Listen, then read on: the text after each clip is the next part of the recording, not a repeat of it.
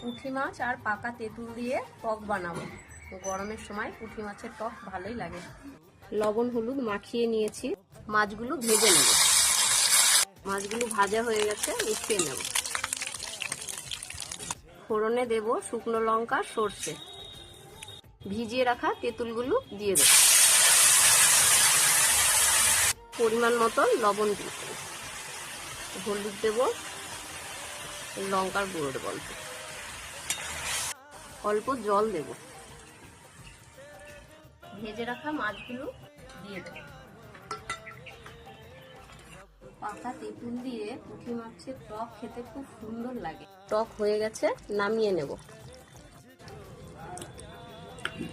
ভাতের পরে পাতে চলে এলো টক তেঁতুল দিয়ে আর ছোট ছোট পুঁটি মাছ দিয়ে, সাথে তেঁতুল। খেতে তো টক মানে তো একটু অন্যরকম।